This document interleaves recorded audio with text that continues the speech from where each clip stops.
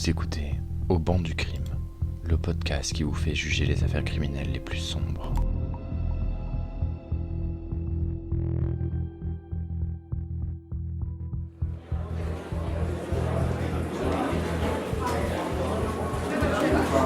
L'audience est ouverte. Mesdames, messieurs du jury, bienvenue. Prenez place sur les bancs du crime. Mesdames et messieurs les jurés, prenez place. L'audience s'ouvre. Ce premier acte a pour but de vous plonger dans la scène du drame, dans l'atmosphère d'une rentrée scolaire, dans les instants qui ont précédé et suivi le geste fatal. Vous allez entrer dans un décor familier à chacun, celui d'une cour d'école, avec ses brouhahas, ses visages d'adolescents, ses professeurs affairés, mais ce décor, en quelques secondes, s'est transformé en scène de crime. Le mardi 8 septembre 2009, le lycée agricole Jean Monnet de Branne accueille de nouveau ses élèves. Il fait beau, le ciel est clair, l'air encore chargé des chaleurs de l'été. Les bus déposent des adolescents venus des villages alentours. On se salue, on rit. On compare les cahiers neufs. L'odeur des cartables et des fournitures neuves se mélange au parfum bon marché. Les enseignants se tiennent à l'entrée, serrant des mains, rappellent les règles de ponctualité. Un surveillant note les retards, un autre oriente les nouveaux élèves vers les salles. Dans la cour, c'est une mosaïque de groupes qui se forment, les terminales qui connaissent les lieux, les secondes qui découvrent, les timides, les bravaches. Parmi eux, deux silhouettes. L'un a 17 ans, grande taille, épaules solides, voix forte. Il incarne déjà une forme d'assurance, de popularité. Il discute, rit, plaisante. L'autre a 15 ans, plus frêle, réservé, effacé. Ses camarades le remarquent à peine. Et pourtant, ces deux destins vont s'entrechoquer. Les témoins raconteront plus tard qu'il y avait déjà eu des remarques, des pics échangés. Rien d'extraordinaire, des moqueries de cours d'école, des rires parfois blessants. Mais ce matin-là, l'un des mots touche une corde sensible, une remarque de trop. Un rire qui sonne comme une humiliation. Les deux adolescents se font face. Quelques camarades s'approchent, pensant assister à une dispute banale. La victime, confiante, lance une phrase moqueuse. L'autre, pâle, serre les poings. Il pose la main sur son sac. Ses yeux brillent d'une couleur froide, incompréhensible pour ceux qui l'entourent. Personne n'imagine que ce geste va basculer dans l'irréversible. La main plonge dans le sac, saisit un couteau de cuisine. La lame scintille sous le soleil de la rentrée. Les cris fusent. « Arrête ! Qu'est-ce que tu fais ?» Mais il est trop tard. Le bras s'élance, un coup sec. La poitrine est touchée. Un silence suit le cri.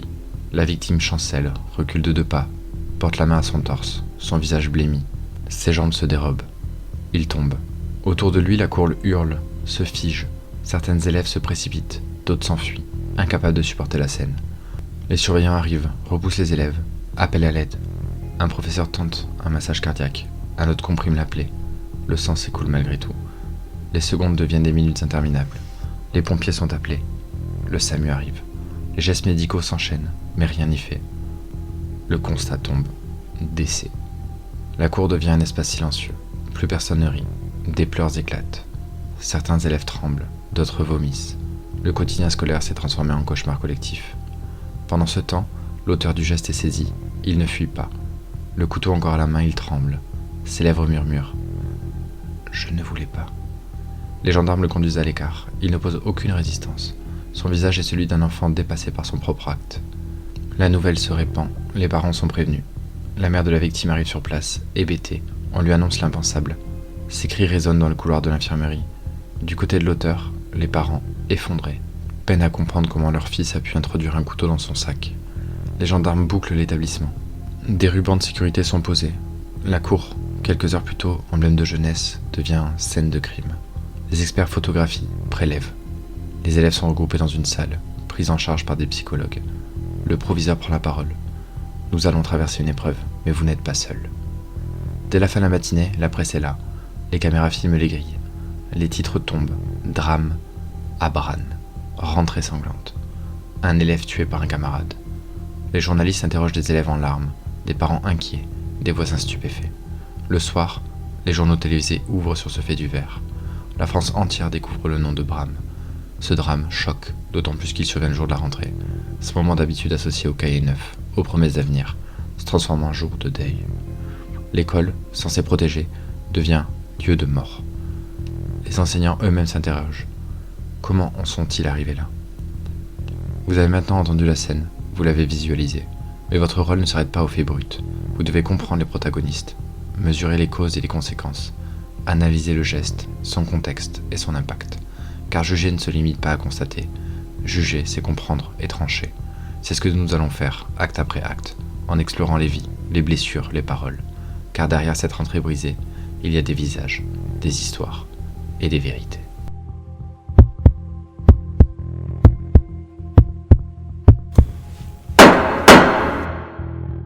Mesdames et messieurs les jurés, dans ce deuxième acte, nous allons quitter un instant la scène du crime pour donner toute sa place à celui qui a perdu la vie. Le mot victime est trop froid, trop impersonnel. Il masque la réalité humaine. Derrière lui se trouvait un adolescent de 17 ans, une famille, des rêves, des projets. Ce garçon avait un prénom, une histoire, des passions, un avenir que l'on a brutalement interrompu. La victime était élève de terminale au lycée agricole Jean Monnet de Branne. Âgé de 17 ans, il se trouvait à ce moment particulier de la vie où l'adolescence bascule vers l'âge adulte. Il avait déjà cette assurance des grands, ce mélange de fougue et de confiance. Son allure imposait une forme de respect. On disait de lui qu'il était populaire, qu'il savait s'imposer, mais aussi qu'il avait bon cœur. Chaque matin, il franchissait le portail du lycée avec son sac usé, souvent accompagné de quelques camarades. Il aimait plaisanter, rire, parfois provoquer gentiment les autres. Ses professeurs notaient son énergie, parfois trop dispersée, mais toujours investie. Issu d'une famille enracinée dans la région, il vivait dans un environnement marqué par la ruralité. Ses parents travaillaient dur, partageaient des valeurs simples, le respect du travail, l'attachement à la terre, l'importance de la solidarité familiale. Le jeune homme participait volontiers aux travaux saisonniers, vendanges, entretien des vignes, petits travaux agricoles. Il n'était pas étranger à l'effort, bien au contraire. Ses proches le décrivaient comme volontaire, prêt à rendre service, protecteur envers ses cadets. À la maison, il avait sa chambre décorée de posters de musique et de sport. Un ballon de football traînait souvent, ainsi que des cahiers remplis de notes et de dessins. La télévision servait parfois de fond sonore, mais ce qu'il aimait par-dessus tout, c'était passer du temps avec ses amis. Ses camarades le décrivaient comme charismatique. Il avait le rire franc, le mot facile. Il n'était pas un élève parfait, il pouvait être taquin, parfois même un peu moqueur, mais il possédait une chaleur humaine qui attirait les autres. Dans les couloirs, il n'était jamais seul. On le voyait souvent entouré d'un petit groupe, en train de commenter les matchs de foot ou de discuter des prochaines sorties. Ses professeurs, eux, notaient son potentiel. Il avait l'énergie à revendre, dira l'un d'eux. Parfois dissipé, mais quand il décidait de s'y mettre, il comprenait vite. Un autre se souviendra. Il aimait les matières pratiques, tout ce qui touchait directement à la terre. Il avait des mains à travailleurs et des rêves d'avenir. Le football occupait une place importante dans sa vie. Il jouait régulièrement avec des amis, pas en club, mais avec sérieux. Ses coéquipiers improvisés racontent son enthousiasme, sa manière de galvaniser l'équipe, son refus de perdre. En dehors du sport, il s'intéressait à la musique. Ses playlists mélangeaient des titres populaires et quelques classiques. Il aimait chanter fort en voiture avec ses amis, des souvenirs que ses camarades évoquent encore aujourd'hui. Mais au-delà de ses passions légères, il nourrissait une vraie volonté de travailler dans le domaine agricole. Il parlait souvent de reprendre l'exploitation familiale, de moderniser certaines pratiques, d'apporter des idées nouvelles. « Je veux rester ici, travailler la terre, fonder une famille », disait-il. Lors du procès, les témoignages ont peint un portrait bouleversant. Sa mère, la voix brisée. Mon fils avait encore tout devant lui. Il voulait se marier, avoir des enfants, travailler ici. On m'a pris mon futur. Un professeur. C'était un élève qu'on aimait avoir. Il animait la classe, il donnait de la vie. Un camarade. On rigolait souvent, il parlait toujours de l'avenir. J'arrive pas à croire qu'il n'est plus là. Ces paroles rappellent que ce dossier n'est pas abstrait. Il s'agit d'une existence volée. Depuis le drame, sa chambre est restée telle qu'elle était. Le lit encore fait, les livres alignés, les photos accrochées. Chaque objet est devenu une relique. Ses parents n'ont pas eu la force de ranger. Ils entrent, parfois, s'assoient sur son lit, respirent l'air qu'il reste. Au repas de famille, une chaise demeure vide. Lors des anniversaires, une bougie de plus, mais n'est jamais soufflée. Les frères et sœurs avancent, mais toujours avec cette absence qui les suit. Le lycée tout entier a été marqué. Ses camarades parlent de lui au présent, comme pour refuser son absence. Les enseignants ont gardé sa mémoire vive. Dans le village, on le cite comme un exemple d'énergie et de bonne humeur. Mesdames et messieurs, rappelez-vous que ce n'était pas un simple élève anonyme. C'était un adolescent qui incarnait l'avenir, qui représentait une promesse de vie. En perdant son souffle dans la cour du lycée, il a emporté avec lui des rêves et des projets, et laissé derrière lui un vide immense. Votre rôle en tant que juré est de ne jamais perdre cela de vue. Juger, c'est aussi rendre justice à la mémoire de celui qui n'est plus. Mesdames et messieurs les jurés, après avoir donné un visage à la victime, il est nécessaire de s'arrêter longuement sur l'auteur de ce drame. Comprendre ne signifie pas excuser. Comprendre, c'est tenter d'expliquer le cheminement qui a mené un adolescent de 15 ans à sortir un couteau de son sac et à frapper un camarade au cœur d'une cour de lycée. L'auteur avait 15 ans, âge fragile, âge de la transformation, ni tout à fait enfant, ni véritablement adulte. Un âge où les repères vacillent, où la personnalité se cherche, où la place dans le groupe scolaire devient centrale. Ce garçon, aux yeux de ses professeurs, était discret, ni élève brillant, ni cancre. Il passait souvent inaperçu. On le décrivait comme présent mais absent, comme s'il flottait dans la classe. Ses camarades disaient qu'il n'avait pas beaucoup d'amis proches. Il ne participait pas beaucoup aux activités collectives. Il se contentait d'observer, de rester en retrait. Dans la cour, il marchait souvent seul, le regard baissé. Son silence devenait sa protection. Il venait d'une famille modeste, vivant dans un village voisin. Son père, peu présent, travaillait de manière irrégulière. Sa mère, aimante mais dépassée, faisait ce qu'elle pouvait pour maintenir une certaine stabilité. L'adolescent passait beaucoup de temps seul à la maison, devant la télévision ou les jeux vidéo. Il ne pratiquait pas d'activités sportives encadrées et ne fréquentait pas d'associations locales. Le soir, il se couchait tard, naviguant sur Internet, discutant parfois sur des forums où il trouvait un semblant d'attention. Ses professeurs remarquaient sa fatigue en cours, ses yeux cernés, son manque de concentration. Avec les autres, il n'était pas agressif, mais il supportait mal les moqueries. Il vivait chaque remarque comme une attaque personnelle. Lorsqu'un camarade riait de lui, il se renfermait, mais il gardait en lui une rancune persistante. Plusieurs élèves témoigneront. Il encaissait mal les blagues. On sentait que ça pouvait exploser un jour. Avec la victime, la relation était faite de déséquilibre. 2 ans d'écart, cela compte beaucoup à cet âge. La victime, plus grande, plus assurée, lançait parfois des piques, pas nécessairement méchantes, mais reçues comme des humiliations. Pour un adolescent fragile, chaque mot devenait une blessure. Ce 8 septembre 2009, il glisse un couteau de cuisine dans son sac. Pourquoi ? Il dira plus tard, pour me défendre. Mais contre quoi ? Aucun élève n'avait menacé de le frapper. Il n'était pas harcelé physiquement. Ce geste reste énigmatique, mais il montre que l'idée d'une confrontation lui pesait déjà. Il avait franchi une ligne, celle d'introduire une arme dans un établissement scolaire. L'expert psychiatrique qui l'a examiné décrira un adolescent immature, impulsif, avec une faible estime de lui-même. Pas de maladie mentale lourde, pas de délire, pas de psychose, mais une personnalité fragile. Il vit les remarques comme des humiliations insupportables, écrira le médecin. Son discernement n'est pas aboli. Il comprend la gravité de son geste, mais son contrôle émotionnel est faible. Sa tolérance à la frustration presque inexistante. Lorsqu'il se présentera au procès, il n'a rien d'un criminel endurci. Petit, maigre, le regard fuyant, il ne parvient pas à soutenir le regard de la mère de la victime. Sa voix tremble quand il parle. « Je regrette. Je n'ai pas réfléchi », dira-t-il à plusieurs reprises. Ses larmes ne suffisent pas à apaiser la douleur, mais elles rappellent son âge, sa fragilité. Certains témoins affirment qu'il avait confié sa colère avant le drame, qu'il avait dit « Un jour, j'en aurai marre ». Ces paroles peuvent sembler annoncer le passage à l'acte. D'autres affirment qu'il n'avait jamais montré de comportement violent auparavant. Un élève dira « C'était un garçon calme. Personne n'aurait imaginé ça ». Ce contraste illustre toute la complexité. Comment un adolescent discret en arrive-t-il à commettre l'irréparable ? Mesdames et messieurs, c'est à vous de regarder ce garçon, non pas seulement comme l'assassin, mais comme un adolescent. Il a armé sa main, oui. Il a tué, oui. Mais il avait 15 ans. 15. À vous de vous demander, jusqu'où un mineur doit-il être tenu pour pleinement responsable ? Jusqu'où doit-on voir en lui un criminel ou un enfant perdu ?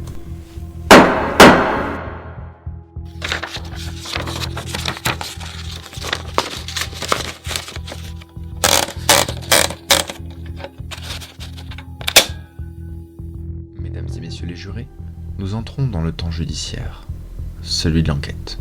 Après la stupeur, après les cris, après les sirènes des pompiers et le silence qui a suivi, il a fallu comprendre chaque geste, chaque parole, chaque circonstance. Ce travail a été celui des enquêteurs, des magistrats, des experts. Aujourd'hui, c'est à vous que ces éléments sont présentés, comme s'il était versé au dossier d'audience.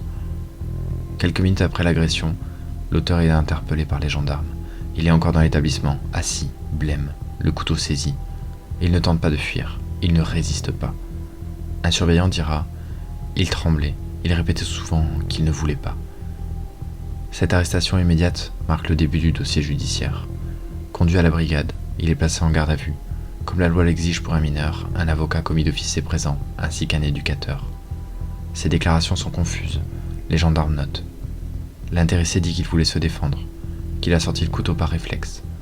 Il ne parle pas d'une intention de tuer.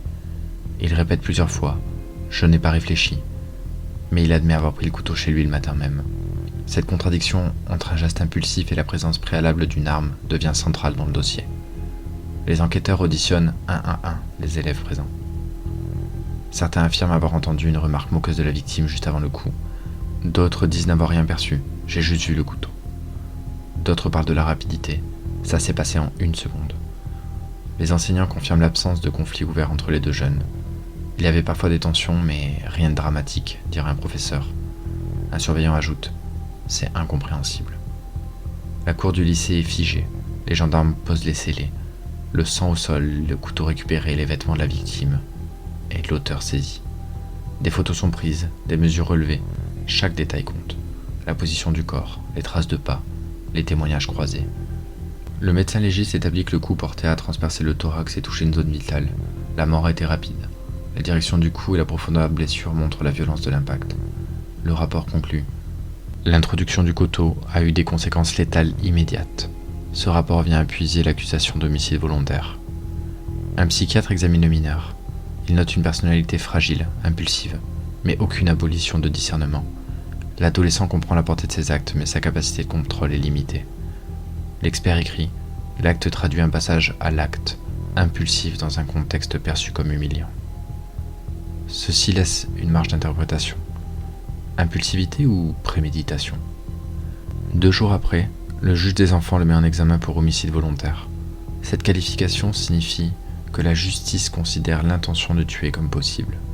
Le parquet estime que le fait d'avoir introduit le couteau est un élément de gravité suffisant. Le mineur est placé en détention provisoire dans un centre éducatif spécialisé. Ses parents, eux, effondrés, prennent la parole. Nous présentons nos excuses à la famille. Nous ne comprenons pas ce qui s'est passé. Les médias relatent chaque étape. La région est bouleversée. Les débats surgissent. Faut-il sécuriser les établissements? Installer des portiques? Certains réclament une justice plus sévère, d'autres rappellent que l'auteur est un enfant de 15 ans. Le ministre de l'Éducation déclare « L'école doit rester un sanctuaire ». Après plusieurs semaines, le dossier est transmis à la juridiction des mineurs. Les faits sont établis. Un adolescent a sorti un couteau et a tué un camarade. Mais la question reste ouverte. Intention homicide ou explosion impulsive? C'est cette question qui sera soumise à la cour et à vous, les jurés. Vous devez retenir que l'enquête n'apporte pas seulement des faits, elle apporte aussi des contradictions, des zones d'ombre, des interprétations. Vous devez décider. Le geste d'un meurtrier ou celui d'un adolescent dépassé?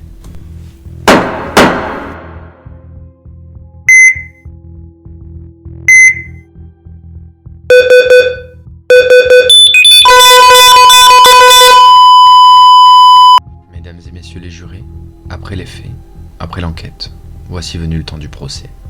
C'est ici que la justice s'exprime, que les familles se font entendre, que la société observe. Un procès n'est pas seulement une mécanique judiciaire, c'est une scène humaine où chacun expose sa vérité. La salle est pleine à craquer. Les bancs accueillent les familles, les journalistes, les enseignants, les élèves. L'accusé entre, encadré par des éducateurs. 15 ans, un visage fermé, des traits encore enfantins. Face à lui, la famille de la victime. Les regards se croisent, lourds de douleur et de colère. Le président prend la parole. Nous sommes réunis pour juger un mineur accusé d'homicide volontaire. Les faits se sont déroulés le 8 septembre 2009, dans la cour du lycée agricole de Branne. Un à un, les témoins défilent. Les camarades décrivent la scène. Il a sorti le couteau d'un coup. Tout est allé trop vite. On n'a rien pu faire. Certains pleurent encore en racontant. Les professeurs évoquent l'établissement brisé. Nous avons perdu notre insouciance, dit l'un d'eux. Un surveillant ajoute « Je vois encore son corps au sol, c'est une image qui ne s'efface pas. » Puis vient la mère de la victime. Sa voix tremble, mais ses mots résonnent. « Mon fils avait 17 ans, il avait la vie devant lui, on me l'a arraché. Comment continuer à vivre avec ce vide ?» La salle retient son souffle. Le procureur se lève, sa voix est ferme. À 15 ans, On sait ce qu'on fait quand on enfonce un couteau dans une poitrine. Ce n'est pas un accident, c'est un choix. L'accusé a apporté l'arme, il l'a utilisée, il a tué. C'est un homicide volontaire. Il insiste sur la nécessité de protéger la société, de rappeler que la violence en milieu scolaire ne peut être tolérée. L'école doit être un sanctuaire, celui qui l'a violée doit répondre de ses actes. L'avocat de la défense s'avance, mesuré. Oui, mon client a commis un acte terrible, mais souvenez-vous de son âge, 15 ans. C'est un enfant encore, il n'a pas mesuré la portée de son geste. Il a agi dans un moment d'impulsivité, sous le poids d'humiliations répétées. Il rappelle les conclusions des experts, personnalité immature, impulsivité, absence de préméditation claire. La justice des mineurs doit punir, mais doit aussi donner une chance de reconstruction. Vient le moment où l'adolescent parle. Sa voix est faible, mais ses mots percent le silence. Je regrette. Je ne voulais pas le tuer. Je n'ai pas réfléchi. Des larmes coulent. Sa mère, dans le public, sanglote. Vous, juré fictif, êtes placé devant un dilemme. Faut-il voir dans cet adolescent un criminel à sanctionner sévèrement, ou un enfant égaré à encadrer et à éduquer? La minorité doit-elle atténuer la responsabilité, ou la responsabilité doit-elle l'emporter sur tout? Après délibération, la Cour retient la culpabilité pour homicide volontaire, mais la peine est adaptée à l'âge, réclusion, avec suivi éducatif et psychologique, un équilibre fragile entre sanction et espoir de réinsertion. La famille de la victime, dans un silence glacial, encaisse la décision. Pour elle, aucune peine n'est suffisante. La famille de l'accusé pleure. Pour elle, la honte et la douleur sont éternelles. Ce procès n'a pas seulement jugé un adolescent, il a interrogé toute une société. Comment prévenir la violence scolaire? Comment protéger nos enfants? Et surtout, jusqu'où un mineur peut-il être tenu pour pleinement responsable? Mesdames et messieurs les jurés, nous voici au terme de ce procès. L'instant du verdict et des résonances. C'est le moment où la justice s'exprime, où les familles écoutent, où la société s'interroge. Un verdict n'efface pas les larmes, il ne répare pas l'irréparable, mais il donne une réponse. Il trace une ligne entre ce qui est tolérable et ce qui ne l'est pas. Après plusieurs heures de délibération, la Cour rend sa décision. L'accusé est déclaré coupable d'homicide volontaire. La peine est fixée à une réclusion adaptée à son âge, assortie d'un suivi éducatif et psychologique. Le président explique. La justice des mineurs sanctionne, mais vise aussi la réinsertion. Dans la salle, la famille de la victime écoute, figée. Aucun mot ne sort. Le père serre les poings. La mère baisse la tête. Nous avons perdu un fils, rien ne le remplacera, confiera-t-elle plus tard. Du côté de l'accusé, ses parents pleurent. Leur fils n'est pas condamné à une peine d'adulte, mais il est reconnu coupable. Ils savent que leur vie ne sera plus jamais la même. Le lycée agricole Jean Monnet reprend ses cours. Mais plus rien n'est pareil. Les enseignants parlent d'une atmosphère lourde. Des psychologues interviennent régulièrement. Certains élèves quittent l'établissement. D'autres choisissent de rester, pour lui, pour honorer la mémoire. Les couloirs, la cour, les salles de classe, tout rappelle le drame. Chaque rentrée, la date du 8 septembre devient un souvenir douloureux. Dans le village, le silence est pesant. On chuchote, on débat. On parle de l'adolescent disparu, de celui qui a tué, des familles brisées. Au-delà du lycée, la presse nationale s'empare de l'affaire. Rentrée sanglante, titrent les journaux. Les débats fusent. Faut-il plus de sécurité dans les établissements? Des portiques, des fouilles de sacs? Ou faut-il encore plutôt travailler sur la prévention, sur l'accompagnement des adolescents fragiles? Les politiques s'expriment. Le ministre de l'Éducation promet un plan de lutte contre la violence scolaire. Les experts en psychologie appellent à mieux détecter les signaux faibles. Les éditorialistes rappellent que chaque génération connaît ses drames. La famille de la victime vit désormais avec une chaise vide à chaque repas, une chambre figée, des souvenirs accrochés au mur. Chaque anniversaire devient une douleur, chaque fête de famille un rappel cruel. La famille de l'auteur porte, elle aussi, un fardeau. La honte, le regard des voisins, la culpabilité de ne pas avoir vu venir. Ils visitent leur fils en détention, tentent de le soutenir, mais savent qu'il ne sera jamais comme avant. 2 familles détruites, 2 destins brisés. Ce procès pose une question qui dépasse Bran. Qu'est-ce qu'être responsable à 15 ans? Peut-on juger un adolescent comme un adulte? Faut-il privilégier la sanction ou donner une chance de reconstruction? Chaque société apporte une réponse différente. En France, la justice des mineurs cherche un équilibre. Punir, mais aussi réinsérer. Protéger la société, mais aussi donner une seconde chance. Mesdames et messieurs les jurés, l'audience est levée. Vous avez entendu les faits, les portraits, l'enquête, le procès et le verdict. Vous avez vu les larmes, entendu les témoignages, ressenti le poids du silence. En quittant ce banc du crime, retenez une vérité. Un geste, en 1 seconde, peut détruire plusieurs vies. La violence d'un adolescent a brisé une famille, marqué un lycée et bouleversé une région. À vous, maintenant, auditeurs jurés, de porter cette réflexion, de débattre, de juger en conscience. Merci d'avoir écouté cet épisode de Bande du Crime. Abonnez-vous, partagez autour de vous et laissez une note. C'est ce qui aide vraiment le podcast à grandir et à toucher plus d'auditeurs. Vous pouvez nous retrouver sur toutes les plateformes d'écoute, Spotify, Apple Podcasts, Deezer, Amazon Music et bien d'autres. Merci d'être de plus en plus nombreux à rejoindre ce banc des jurés imaginaires. Votre soutien est vraiment précieux et donne vie à chaque nouvel épisode.